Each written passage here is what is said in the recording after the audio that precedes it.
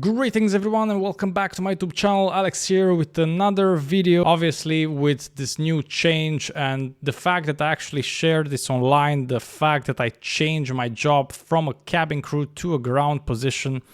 It's something that many people didn't expect from my channel, but hey, it happened. And as I said before, I moved on and it's in the right direction. And don't worry guys, I'll still post cabin crew related content. How is it to work a 9 to 5 now after all these years? After all these years when I didn't have a schedule, I didn't have a set schedule, right? All these years I was flying around, I was having layovers, I was having turnarounds, I was having a roster on a monthly basis, as you know from my roster reveals, and now I am working a steady, stable schedule and I know my schedule every single time. It is a 9 to 5 Monday to Friday. In small brackets, it may be more than 5, it really depends on the day. If we have some projects or some meetings that we have to attend, then it can be more than 5 p.m. But nevertheless, so how is the transition? Well, regarding free time, I actually feel you might have more free time, generally speaking, as a cabin crew, because if you count those layover times, definitely you are working less than 9 to 5. I mean, you are, how to say it, how to put it the right way. You are having more time for yourself if you count in those layovers on a monthly basis. Whereas in a 9 to 5, obviously you have the weekend that is off, but then during the week you have to be focused on work. And honestly, I've been really busy in a way that I had so many things to process and so many things to learn. And that kind of took away my mental mood for anything else. So for the past months, I cannot say I really did a lot of things in my free time because I'm more focused on work. And this sounds like in a soap opera or like in one of those romantic comedies. Oh, I don't have time for dating. I'm focused on work. But I'm actually focused on work right now, and I'm really absorbed by everything that's happening with in regards to my department. So they say if you really want to learn something, you must spend 10,000 hours within that bracket, right? Within that area of expertise. And after 10,000 hours, you can become an expert. Of course, I'm far away from that number as I just started my journey in this new department in Etihad. So it will take a bit of time until those 10,000 hours, let's say. But it is widely considered that after those 10,000 hours, then you become really knowledgeable in your area, dedicate more time and progress along the way. And I had some weird comment to the point, oh guys, I had so many comments on my previous videos about changing from crew to ground. I had many comments, including one was not so nice. He said, you become a corporate slave, whatever, you should actually own your own business and whatnot. And guys, I totally agree. Owning your business is a great step in a person's life. And I know that because my family actually has a business, right? My parents, they have a travel agency. So I know how fulfilling it can be to own your business, but at the same time, difficult and challenging. And many people fail, right? And if you talk about having your own business, it's the same as maybe having a boutique place in which you sell food, like street food. That's your own business, but that doesn't mean your salary at the end of the month will be higher than mine if I work in corporate. So you have to really put those things in balance. Many businesses, most of businesses fail and they don't even make much revenue to begin with. So sometimes having a steady job outweighs having your own business. So you really have to pick your battles carefully. Of course, that will be an ultimate goal for later in life maybe, but right now I really want to focus on improving things within an airline. I want to focus on the airline industry, and it's something I really want to be part of.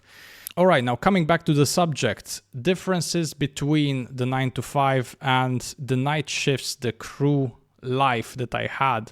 One thing I noticed, let's say I have 3 or 4 hours of sleep, I still feel fine. You know why, guys? Because I'm not jet lagged. Now, oftentimes, even though I had good sleep, I would be jet lagged during my crew life because you travel so much between time zones, because you're working night shifts, and it's quite challenging to adjust your body to those changes constantly. Your life is a constant jet lag. That's one of the drawbacks of being a cabin crew, right? I talked about this so many times on my channel, and I urge you guys to look after your health all the time. If you become a cabin crew, you want to still go to the gym, eat healthy as much as possible, and be careful with the sleeping hours. It's so important to get your sleep in, and you have to schedule your sleep. But now, working in corporate, sleep 3-4 hours is still fine. You're okay the next day because you're not jet lagged. That's what I feel as a difference, guys. That's what I feel on my body. Obviously, I'm not sleeping 3-4 hours. I sleep much more than that, and it's a welcomed change. Ever since I left the cabin crew life, every night I had a sleep. I had a good sleep. Being a cabin crew has health consequences. So again, you have to take care of your body as much as possible at all times. Your body is your temple, guys. Especially working in the air in a tube at 40,000 feet and being exposed to all those elements like weird magnetic fields at all times, or radiation from the sun because you're closer to the outer atmosphere, or how can I call that? So you have to be mindful of those things. Health-wise, it's not the best option long-term. I do miss the period right before getting your new roster, the anticipation of wondering where you will be the next month. That's such a rush. Everybody, every cabin crew before the roster comes out has a rush to their body, like, oh, I wonder where will I be next month? I really want to get my standard requests, my flights that I requested now. I want to get them next month. I hope I can make it. I really want Maldives next month. I really want Singapore next month. I hope I can get that JFK flight. I don't know, just people requesting and hoping they can fulfill those requests. It's absolutely magical. You see those requests in your roster, or you saw the days off you requested and therefore fulfilled. That's absolutely magical. But it also works on the other side. If you don't get your request, or you have a roster that you don't want with lots of turnarounds, maybe tiring flights, then you're like, oh no, my month will be terrible. So yeah, it really depends. For all the cabin crew out there, they know what I'm talking about. It's one of the things that cabin crew wait every month is the salary, and it's the new roster. Yeah, so that's a rush that I don't have anymore. I don't have that kind of feeling anymore. And also the anticipation of discovering a new place. I can only do that during my vacations now, so I have to be careful about how I use my vacations. I should allocate more time towards traveling a little bit every now and then. I digress. Overall, I can say that I'm really adjusted to the new program, the new schedule, the new job. I like my colleagues, I like what I'm doing, and I'm not sharing what I'm doing yet. I'm working on the revenue. I work with systems and with people. We have departmental meetings. That means some things, they have to be discussed a lot, and then you have to figure out a solution to a problem that you might have, maybe concerning revenue, maybe concerning connecting flights. So I'm in that kind of area, right? Partnerships, partner with airlines. I don't know yet if I can talk about those things or not, so I have to wait a bit of time. Nevertheless, I'm excited. I'm really excited whenever I learn new things. And if you want to become a cabin crew, trust me, guys, you will also learn new things. It's always a progress. You should always progress no matter what you do in life. You should always strive for more, and you should always aim for higher. If you don't like something about your life, you can actually change it. You can switch it up. We'll still have to do a Q&A kind of soon, but I have some of the comments on my comment section in YouTube here in front of me, so maybe I can read some of those. Let's read a couple of comments here in my comment section. I'll scroll some of them randomly, and then we'll see how we go from there. I admire your passion for aviation and respect for all airlines, cabin crew, and applicants. You're still going to be a role model for many people, and this career change only proves it. That's really, really kind. I hope I can find some negative comments that I previously saw. Wishing you the best in your new technical job and enjoy quality sleep at night. Thank you. That's really important for me at the moment. I'm growing old, guys. You have to understand. I'm growing old, and because of that, I need my night's sleep. I'm 31. I'm 31 at the moment. Yeah. Okay, another comment. Let's see. Aviation is only going upwards. That's something I said before. God willing, aviation going downward can have disastrous results. Well, I agree with that, my friend. One of the things that's happening nowadays is so many disasters, so many accidents within the aviation industry. And I even made a couple of videos about it. I don't know if you guys like those kind of videos, but anyway, I'm doing stuff for my channel, so I'm really shocked by what's happening nowadays. So many accidents, so many incidents, and somehow, of course, they're not connected necessarily, but somehow aviation as a whole, I feel like it became a bit less safe in 2024. Just at the end of 2024, there was 1 week with 5 accidents and like 200 people passed away. Absolutely crazy. So let's see how it is moving forward. Hopefully airlines are really mindful of those things and enforce the highest and safest procedures available. I have a random comment. I don't know why. It says people with money are assholes, period. This is a comment on my YouTube video. Why even say that? Like, anyways, I don't think people with money are assholes. I think that depends on the person itself. Money will only accentuate a person's behavior. So from this perspective, I think you're very wrong. I met so many people that are rich that are actually really, really, really nice individuals. So I don't know what you're talking about, but I do believe everybody's different, and maybe a lot of money can accentuate some of the characteristics you have as a person, if that makes any sense. A lot of support comments, guys, from you. A lot of wishing you all the best in your future endeavors kind of comments. I really, really appreciate that, guys. I should actually like all those comments. I haven't really spent a lot of time in my comment section. All the cabin crew smell so good.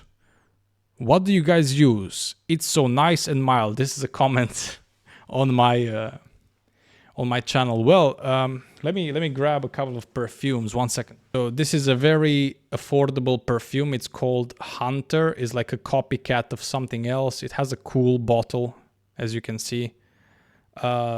Yeah, it's just a random fragrance I used to use even back when I was flying. Even when I was flying as well. It's called Armaf Hunter. I don't know if you can see it. It's a good perfume. I used to have many perfumes. I like to try new things, but usually I wouldn't spend too much money on them. This is the most expensive thing I have and the best thing I have. This is my favorite perfume in the world. Okay, maybe I'm exaggerating, but I really like this. This is called Parfum de Marly Leighton, and it's a fragrance that it's very expensive, but I got a good deal on it back some time ago. Etihad was actually selling those, and we had a sell-off, like they were selling it to employees just to get rid of the stock, the extra stock. So we had some crazy prices on this. So this was like maybe 2 times, 3 times cheaper than usual. That's how I was able to afford this. Otherwise, this is like, I don't know, $200 or something really crazy. I'm not willing to spend that much money on a perfume. But yeah, I think it's important you smell nice. One of the things I noticed about people, especially in UAE, a lot of people use really strong perfumes and they spray a lot.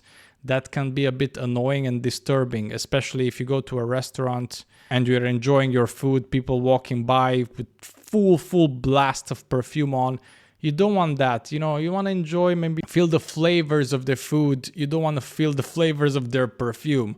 So you have to be mindful when wearing a perfume. You have to be mindful of your surroundings and where do you wear it. If you go to an office environment, you want a perfume that's nice, discreet, smells good, leaves a nice trace, but it's not overpowering. You don't want other people to be like, ugh, this guy is too much. Same with the cabin. If you go on a flight, you don't want to destroy the whole cabin with your smell. You want to smell nice, but don't drench yourself in half a bottle of perfume. Anyways, I deviated from the subject, but I hope you appreciate my perfume comments. Here, a former cabin crew for a full-service big flagship airline in Europe. After 9 years flying, I decided to quit. I enjoyed every layover and every flight, but there was a point where I was going to the airport to start my duty while crying on the car because of tiredness and stress for being away, very away, from my home for 3, 4, 5, or even 6 days. Leaving my partner at home, my dogs, my life, my family, my friends, my everything. 3 days it was okay, but during an entire year I was away for 14 days per month and even more. I just could not stand it. I was missing everything in my life. Weddings, birthdays, parties, friend trips, and times with my partner, family, dogs. Well, I mean, I kind of agreed there with you. Honestly, I never cried about it, or I mean, I never shed tears about missing those things. I just knew it's part of the job. As an employee, as a cabin crew, generally you have to think about what you're getting into before getting into it, right? But I do relate to you. I'm almost 9 years flying too, maybe 8.5, and I also shifted after that time. You might feel like your friends and family are staying there and you're gone all the time, coming and going. It's not really stable. It's hard to have a family life with a cabin crew job. And that's why usually I keep saying that, guys, this is a great job for young people. Until you want to have a family, I think it's an absolutely amazing job. It's an amazing opportunity. And if you like to travel, it's absolutely great. Yes, you are out 14 days per month, as you say in this comment right here, or even more. But some people just want that in their life. So, again, you moved on in a stage in which you were over it, and that's commendable. That's to be appreciated. I did the same. You experienced the cabin crew life for some time, and then you decided to move on. No, that's great. Okay, I'll read one more, and then maybe I'll do a Q&A another time because this video is getting too long. Congratulations. Do you see yourself starting flying again due to missing it? As a pilot maybe, or are you happy to stay on the ground? I'll be honest with you, in Etihad we recently had an opportunity to become a pilot. We had 10 positions to be fulfilled within the company for cadet program. That means everything will be paid for. You will not have to pay anything. It's the cadet program available for 10 people within the company. You can apply for it. There will be some tests. And then at the end, you can be selected as a pilot. We had this in Etihad just now. I will actually make a separate video for that just to explain the process and what exactly happened with that. But that was an amazing opportunity for everybody. Just randomly from the company to transition into a pilot job. I didn't apply for it. The reason is if the company opened the door for me in this particular new corporate job that I have, I don't want to kick that out of my life just when I'm starting it. I want to prove myself in this area, and I don't think I want to go back flying at the moment, even as a pilot. The pilot life is obviously a bit better than the cabin crew life in some regards, maybe less flying hours, and of course you're working in the front of the plane. not in the cabin, which makes a massive difference in your responsibilities. You have to be passionate about it. I would probably be a good pilot, but at the moment I just want to pursue other things. So that's why I chose not to go for that. Also, there's a lot of tests and a lot of applicants, so the chances are quite low. Nevertheless, thank you very much for all your comments, guys. Thank you very much for all the support I received in the past videos. Let me know if you have any questions, and I'll make more videos, I promise, inshallah. See you guys on the next one. Bye-bye.